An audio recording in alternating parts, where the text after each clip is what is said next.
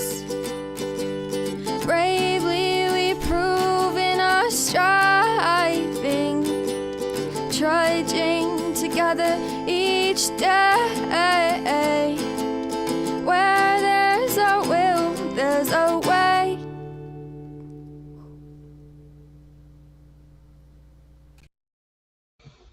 Good morning. Happy Friday. Happy Sober Friday. Doesn't quite match up like Saturday and Sunday. But I drank on days that ended with Y. So, yeah, every day has got to kind of be a day to, stay sober. We got to find them reasons. Today's Daily Trudge is actually based on a quote by Ted Lasso. It's a show on Apple TV about a American guy who gets divorced and ends up running an English soccer team or football team, as they would call it, football. Yeah, we call it soccer. We have our own football. We have a different football, which came out after the original football, just so you know. It was just another way for us to stick it to the British. That's all it was. That's why we drive on the other side of the road. That's why we don't use the metric system. I couldn't tell you how long a kilometer is, but I know how long a mile is. Well, I live in the Mile High City. It's ingrained into your brain, 5280. It's kind of ingrained into your brain on how long a mile is. But no, we Americans do not know the metric system. Well, I'm not going to say we Americans don't. Maybe some Americans do. We don't do our clocks the same way. We do things differently here. And all it was just a big fuck you to the British. That's all it was. So, well, the one person that usually shows up is out of range today. So we're just going to go ahead and get started. Welcome to Daily Trudge. My name is Dion. I'm going to be your host today. If you're here, please say hello, whether you're watching the live or the rewatch. Live or the rewatch. No. So this is coming from a quote, and it's going to do with our past, for us anyway. All right. Get rid of some of this stuff on my phone before it starts playing music and the video gets cut. And so the quote goes, I hope that either all of us or none of us are judged by the actions of our weakest moments. There's more to it, but I'm going to cover it. I'm going to cover it in parts. I got ganglion cyst in my wrist, and it started acting up last night. The last time I went to go get it checked, it wasn't hurting, so they wouldn't do anything about it. Now that it seems like it only hurts when my insurance is not around. That's what it seems like. I asked them, they're like, well, it's not hurting right now, so we can't do anything. And I said, you don't believe in preventative medicine. You don't believe in preventing it before it happens. Well, we do, but not for that. Oh, okay. All right. Anyway, we got somebody here, so I'm going to repeat the line that we're talking about currently. I hope that either all of us or none of us are judged by the actions of our weakest moments. So true for alcoholics. We have a lot of weak moments. I know a few people going through, what are we talking about here? We're talking about our alcoholism, right? It's going to dive deep into. All right, it says this quote reflects themes of forgiveness and redemption. All right, what would redemption be? For us, redemption is steps 4 and 5, where we confront our past. That is the redemption that we're talking about. If you didn't want to hang out, why the fuck did you join? Do I not entertain you? That's like the one thing that you just do to slap somebody in their face. Show up to their live for a second, and then you know, you know, you don't want to hear what that guy's saying. Trust me, that guy's full of crap. All right, so even coming on here, it's tough and doing stuff. I don't know how I'm going to tie it to that, but you know, come on each day, even when nobody's here. That's when it's hardest because I'm an emotional vampire and I tend to draw off other people's stuff. Right? But if we take it personally, well, then that kind of turns into our own problem. All right. So we're going to keep plugging along. It's about settling our past. We have got to confront those snakes. I'm going to tell you something, alcoholics. Okay. We usually don't get many choices. We're not built like other people. So our options are limited to usually a black and white situation. Okay. So that you're either going to face your snakes willingly, or you can wait until you're in your mid 40s, late 40s, maybe even early 50s, when the trauma comes out, and then you can be put away in the nut ward for a few days while you're working your shit out, and then you can work through the trauma that way. So it's kind of up to you. Those are the options, or you can continue drinking. That's another option. You can continue drinking and wishing all that stuff away. But I'm going to tell you, eventually, drinking or not, it's going to catch up to you. Whether you do something about it or not might be something entirely different. But we got to face those snakes. We need the redemption in our life. I can't use my phone on this, but let's look up what that is. Let's look for redemption definition. Not Redemption Road Coffee. The action of saving or being saved from sin, error, or evil. In this case, we call it forgiveness. Forgiveness is kind of what we're talking about here in this case. The forgiveness of our own derelictions. Alcoholics are one of the only people that get to take their old stuff and turn it into gold. Do non-alcoholics have a chance of doing that? Yes, they do, but they don't see the need for it like we do. See, for them, the consequence isn't going to be the same as you and me. Our inaction leads to death. It leads to horrible things. Really, really bad things. All right. So I'll do a little bit of repeating here. I hope that either all of us or none of us are judged by the actions of our weakest moments, but rather the strength we show, and if we were ever given a second chance. Do we alcoholics get second chances? Oh, we get fucking 10, 12 of them for some reason. I know God gave me every chance in the world. He gave me more than one chance to redeem myself. He did. He gave me a lot of chances. To this day, he still gives me those chances to redeem myself. What is that? Well, it's the 10th step. The 10th step is my redemption. Good afternoon, Michelle. It's good to see you. All right. So the quote reflects themes of forgiveness, redemption, and also highlights the importance of focusing on people's growth and the ability to learn from their mistakes rather than solely on their past failures. Now, we in Alcoholics Anonymous do that, and we do that by claiming spiritual progress. We have got to have progress in our lives. If alcoholics don't have, I don't know how non-alcoholics work. They can seem to go stagnant for a little bit and it still turns out okay. But with the abundance of emotions this alcoholic has and all the bullshit that comes with it, that is just not something in my purview. It does not work that way for alcoholics. We are given these black or white situations, right? And it makes sense because we are an all or nothing people.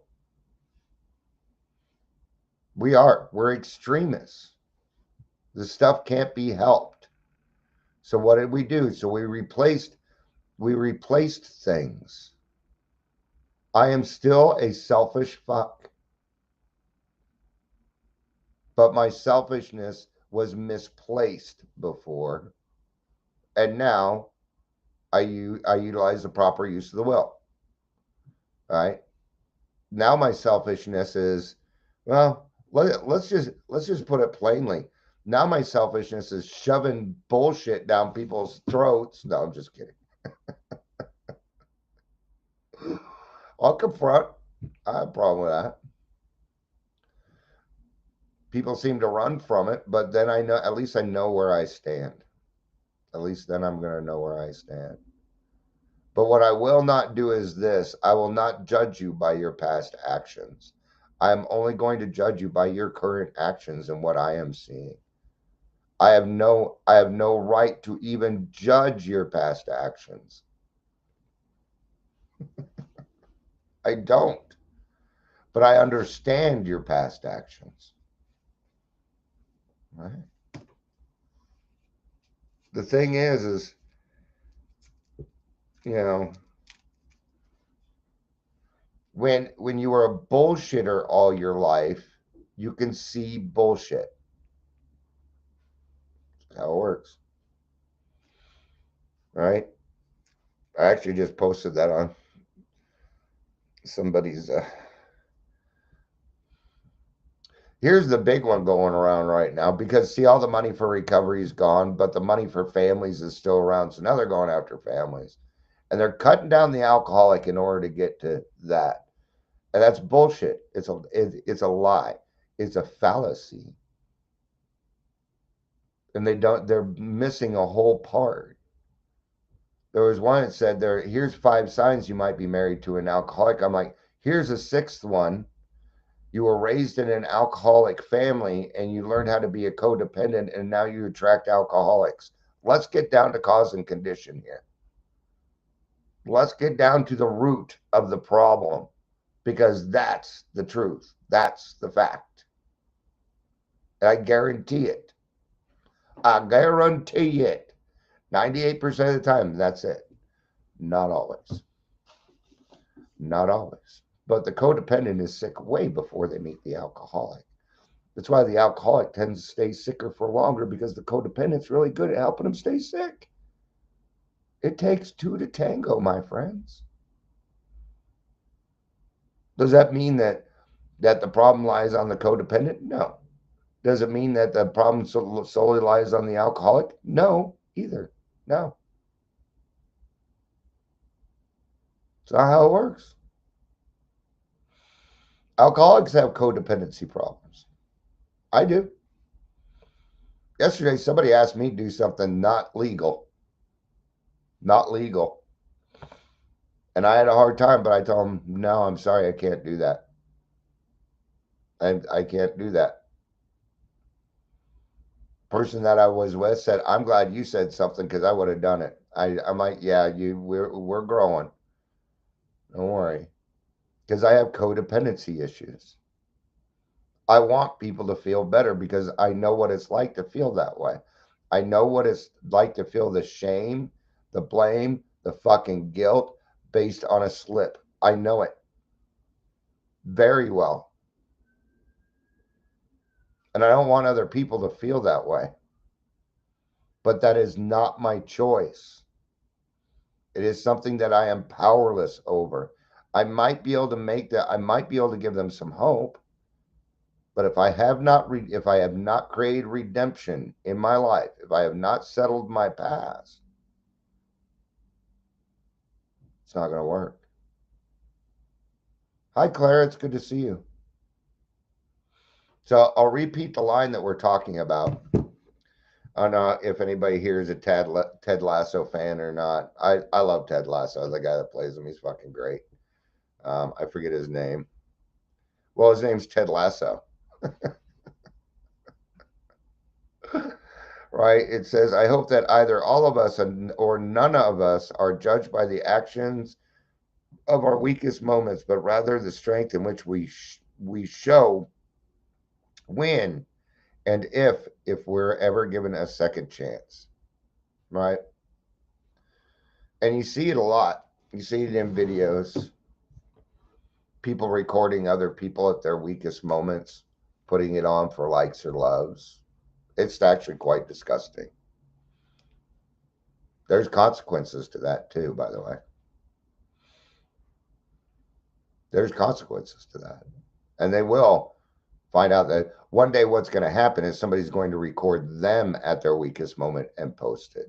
See, when you create something like that, it gets created and then it moves forward. It's called pay it forward. Pay it forward, just like consequences can be good or bad. Right? See, I found out a secret in this life. You don't get away with anything. You don't get away with anything in this life. Sooner or later, your dogma is going to bite your karma in the ass. If you create bad intentions for other people, bad things will happen to you. That's how it works. Good way to describe this is often we get people that come into AA meetings. We call them trolls and bombers, but they're there to disrupt. Every now and again, I get somebody here, they want to come and disrupt. And we handle these kind of differently, right? Okay. Now, the other day it happened and I handled it. But I'm going to tell you something. I know a secret. I know a secret. I'm not getting away with anything in this life. Do you know how many times I made a prank phone call as children? I'm Gen X. We were left to our own devices, man. We were prank calling all the time. We were torturing the neighbors. We were doing, this is just me. That is me paying for my past actions, even though it was 40 years ago. I can accept that. I can accept it. If that's the consequence to what I did, I mean, that's a small consequence compared to what I did. I'll take it, man. But see, I'm willing to take it so it doesn't happen as often. I'm willing to accept those consequences. Not all of those consequences are easy. Sometimes they might include jail time. But we've got to face what is wrong before it comes back around. Okay. When I said this earlier, nobody was quite here yet. Okay. You have two options. You either sit down and do that four step, pull out those snakes and confront them, or you wait until you're older when the trauma happens. For alcoholics, those are the choices. I brought up a third one. You can continue drinking, okay? And what that'll do is delay it. But it's still going to happen. It will still happen. Yeah. So we cannot, and we should not be judged, and nobody else should be judged at their weakest moments. We have got to use forgiveness. We've got to use acceptance. Because if I'm too busy judging them for what I think that they are, how much help am I? Besides, none. I'm not being of any help then. And that in itself has another set of consequences. Inaction. Almost the worst consequence. Almost the worst. The worst consequence is indifference.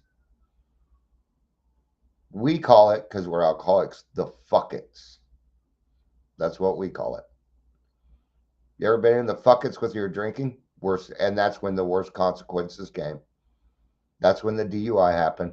That's when the DV happened. That's when you broke the coffee table with your face. It's when the broken bones happen. It's when the tree punching happens. It's when the blackouts happen. It's when all the stupid bullshit happens. It is the worst consequence. Indifference.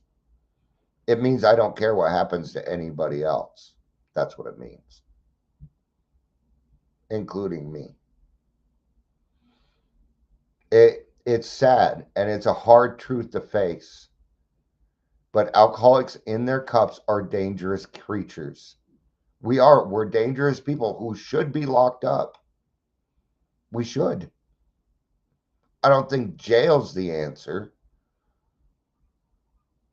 I don't think that's the answer. And that includes me. I know how dangerous I am. When I drink, I'm a dumbass. As Red Foreman would say, you're a dumbass. Okay? I am. But is that who I am? No, it is not. And that is the nice thing about AA. I'm not being judged for my past mistakes. Always. If you think you're in an AA meeting and not being judged, you're a little naive to life. You're being judged. And I know, because people will point out the weirdest things. They're watching. And people especially, they tune in on me. When I'm in an AA meeting, I'm very animated. I'm very animated. It is because I'm used to doing radio. You'll see me put up my hands. Yeah. You'll see me just clap. Yeah. And I'm over here yelling, yeah, good for you. Good job. It has to be overdone because they can't hear me.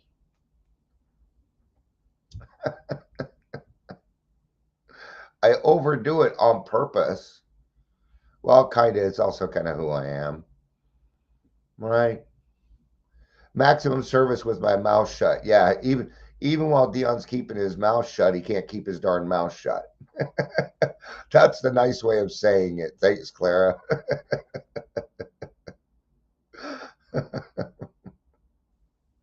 It's the reason why it's very important that Dion is on mute.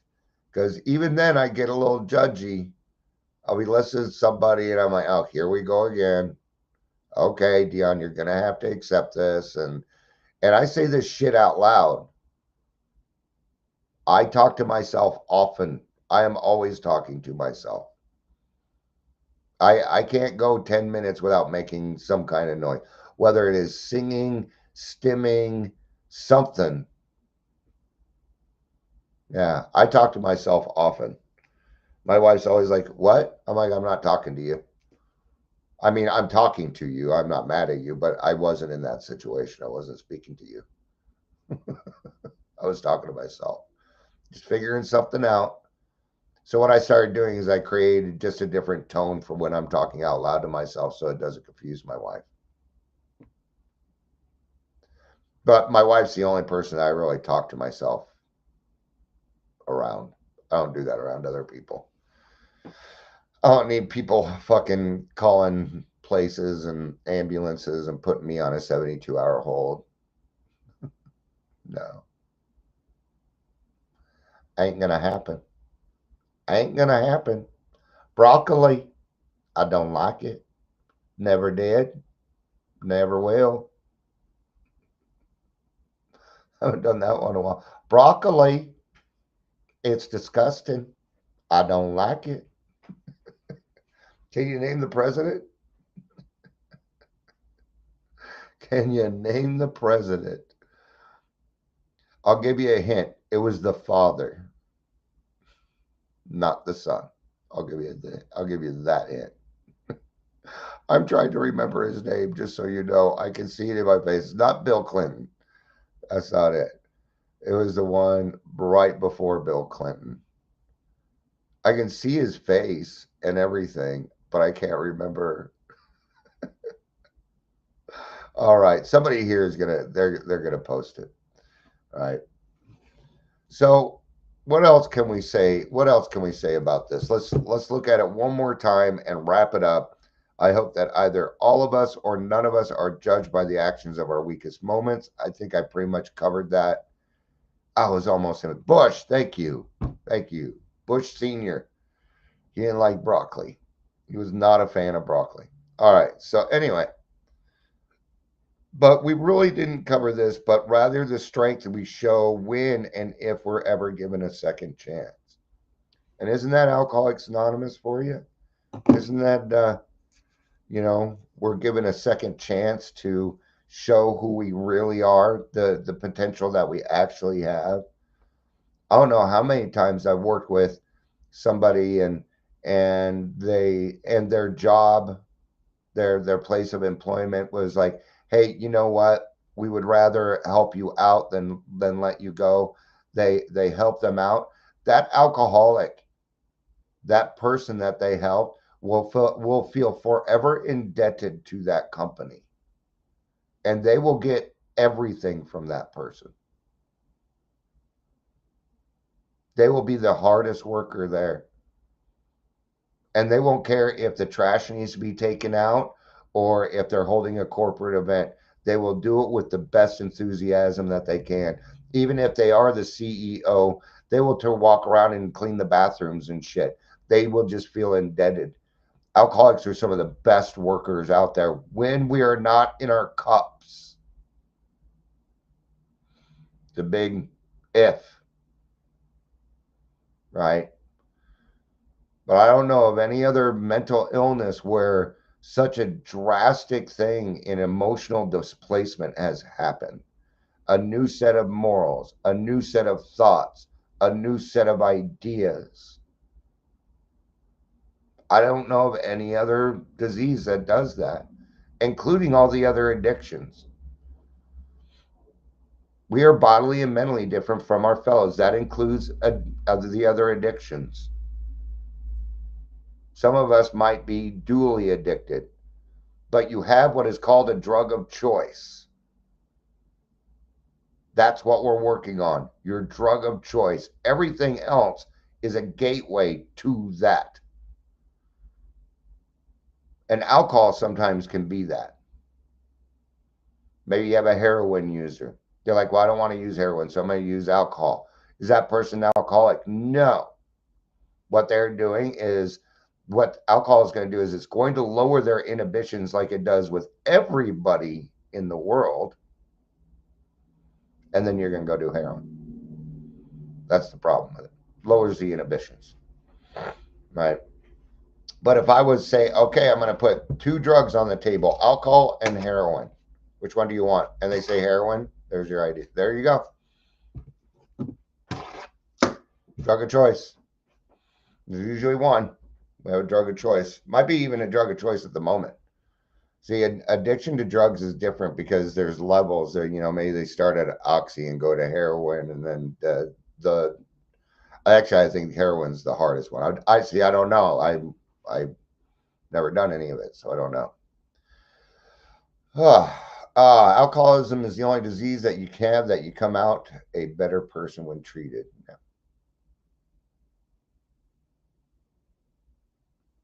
On a spiritual sense, I mean, any kind of disease that you have, I'm going to throw a qualifier in that to make that true. Alcoholism is the only disease that you were born with. I'm going to throw that in there because all the other addictions, they're not born with that. That happens through trauma, whether it's physical, emotional, mental, or spiritual trauma. That's where addiction comes from. Alcoholism is not addiction. It is alcoholism. Is it a type of addiction? Yes, but it is not an addiction in the sense that it was an addiction because something happened in your life. The only thing that was standing in between you and a life of living hell was one drink of alcohol. The others do not work that way. Just one drink. And even then, let's say you never drank, you're just going to be a miserable fuck the rest of your life. That's alcoholism. But I don't know of any person that isn't an alcoholic that doesn't eventually turn to the alcohol. So, all right. I think that's going to be it for this one. Thank you, everybody, for being here. I appreciate it. I love you. You know I do. Peace out and have a